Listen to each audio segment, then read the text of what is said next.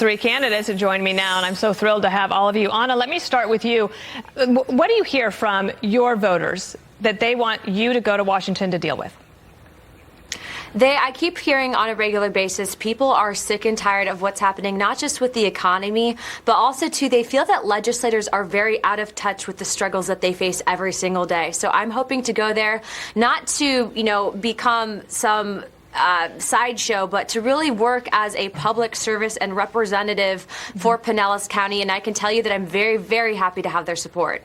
And John James, so we've had a chance to talk before, and here you are. Your polling looks like it's all these races are looking favorable for Republicans, although a couple of them are tight. John James, you look to be the one who might be able to just definitely pull it across the finish line. And when you talk to the voters in your district, what have they been missing? What do you think that you could bring that they haven't had in the recent past?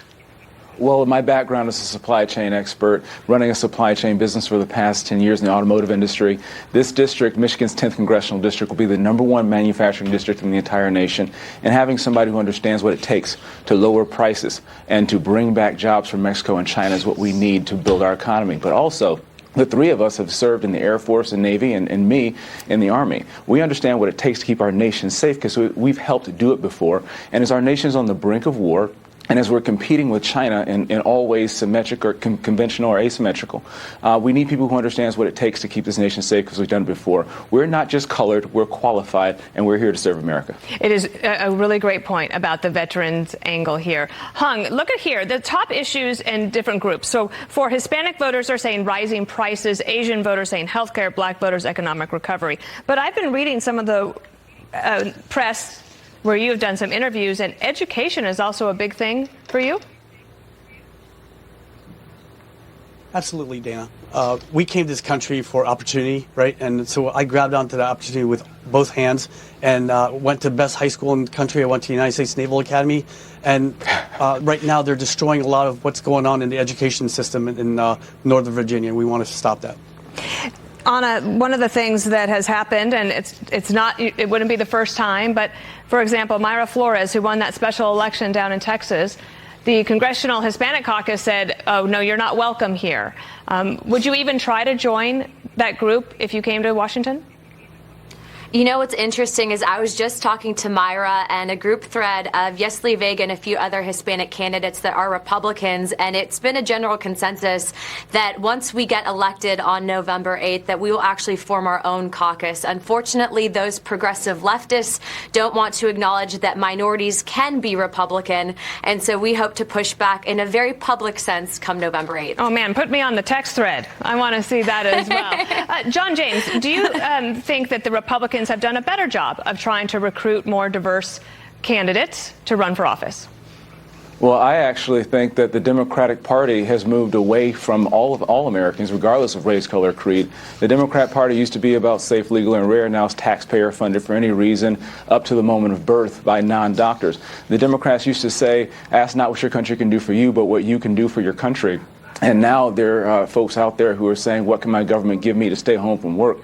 What people are focused on right now are lowering prices, bringing back jobs, and making our communities safer. And the Democrat Green New Deal elitist globalist agenda is pushing the American dream farther away from folks who were raised by single mothers in Southern California like Anna, who were the son of immigrants from Saigon in 1975, and someone like me who was raised by two parents who were raised as Democrats from the Jim Crow South.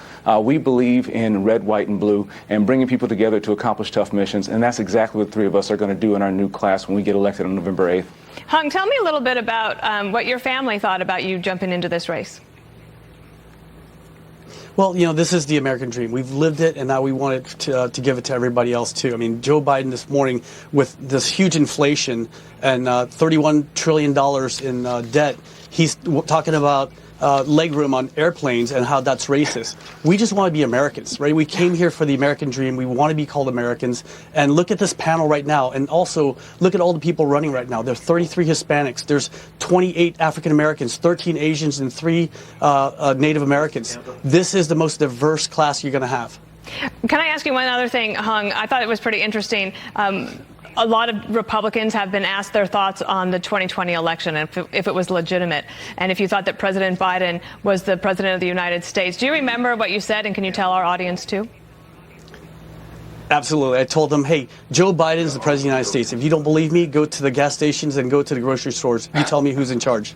It's a good line, and one that I'm sure that got a lot of nods and laughter as well. Anna, could I get a last thought from you as you head into the last 12 days of this? I know that you have a well-funded opponent.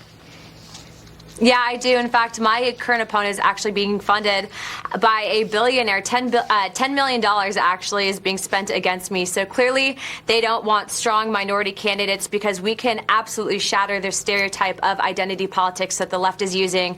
But we are all fighters. We are all here to serve our country in another capacity now in Washington, D.C.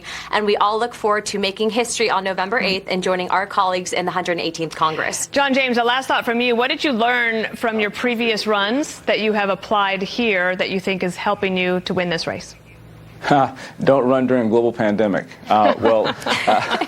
In seriousness, the Republican Party is the party of emancipation, women's suffrage, criminal justice reform, the civil rights movement. And when we come with a story that the Republican Party is for everyone, red, white, and blue, before any divisiveness, that's how we win. I'm excited to help lower prices, bring jobs back, make our community safer, and serve the United States of America first. All right. John James, Anna Paulina Luna, and Hung Kao. It was an honor to interview you, and I'm sure we'll be seeing more of you in the next 12 days. Thank you.